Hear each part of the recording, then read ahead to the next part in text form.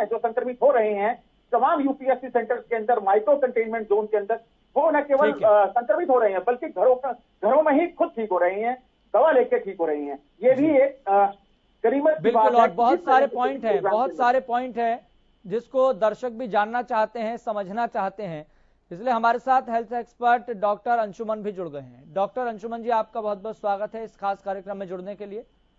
धन्यवाद।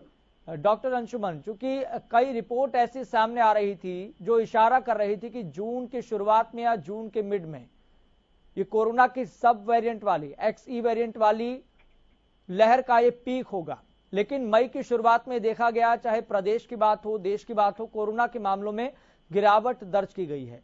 हालांकि हमने जानने की कोशिश की है कि कहीं टेस्टिंग तो कम नहीं कर दी गई, जबकि ऐसा नहीं है, टेस्टिंग लगातार बरकरार है। आप क्या ओपिनियन देना चाहेंगे? देखिए, ये जो गणितीय फार्मूला देते हैं, मेडिकल साइंस इससे नहीं चलता है गणितीय फार्मूला से कि जून में आ जाएगा, और ये सब IIT कानपुर का हर बार आता है और हर बार उनका जो भी आकलन हुआ है फेल हुआ है। जो बात होती है कि लहर आ जाएगी, सर्ज, जब कोरोना भारत में एंडेमिक हो गया तो बीच में सर्ज होगा। सर्ज कब कब होगा?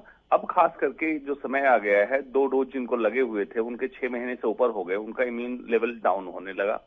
जो बच्चे जिनको वैक्सीन नहीं लगा उसको ससेप्टेबल पॉपुलेशन है, और जो कोमॉर्बिड कंडीशंस वाले वल्नरेबल एज ग्रुप के लोग हैं उनमें ऐसे केसेज बढ़े हैं, क्योंकि ये एक चकमा देने वाला वेरिएंट आया है XE, जो BA.1 और BA.2 का हाइब्रिडाइजेशन है, और BA.1 BA.2 ओमिक्रॉन का ऑलरेडी मौजूद था। इसके कुछ केसेस बढ़े हैं, लेकिन देखिए केसेस कितने बढ़े हैं, 2300, 2500, 2900, 3000, इतने केसेस बढ़े हैं। इसको हम अगर कह दें लहर आना और ये आना, ये नहीं है, थोड़ा सा सर्ज होता है, डाउन होने लगता है। हमें जरूरत अभी क्या है कि जो बच्चों में वैक्सीनेशन प्रोग्राम स्टार्ट हो उसको कर दे, जो वैक्सीन सेकेंड डोज ले चुके हैं, जिनको समय निकल चुका है, उनका बूस्टर डोज लगा दें। इन चीजों को करें, उस पर हम काम करें। चौथी लहर नहीं आएगी, अबॉर्ट कर सकते हैं, हमारे पास अभी भी ऑप्शन है जी। लेकिन एक डाटा भी सामने आया था डॉक्टर अंशुमन की कई करोड़ ऐसे व्यक्ति हैं देश में जिन्होंने सेकंड डोज नहीं लगवाई है। समय पूरा हो गया है, एक गैप के बाद लगवानी होती है, लेकिन सेकंड डोज लोगों ने नहीं लगवाई है और इनका डाटा बहुत बड़ा है, कई करोड़ों में ये डाटा है। तो ये कितना घातक हो सकता है?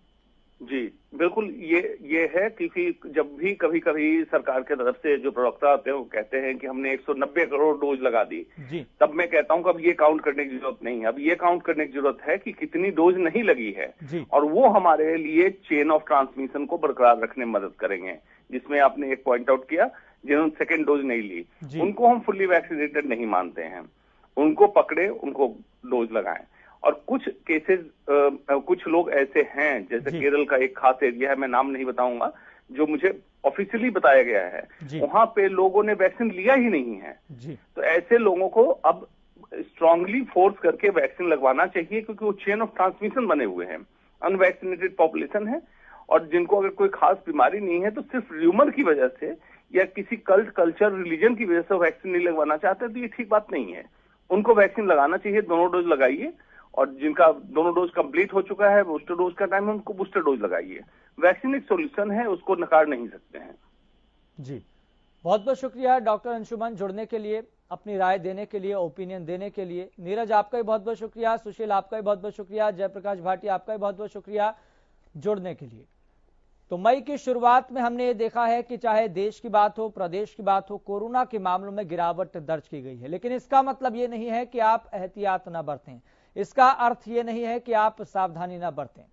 सावधानी उसी प्रकार से आप बरकरार रखें जिस प्रकार से हमने शुरुआती दौर में रखी थी, और यही है मूल मंत्र, यही है कोरोना से लड़ने का सबसे बड़ा हथियार।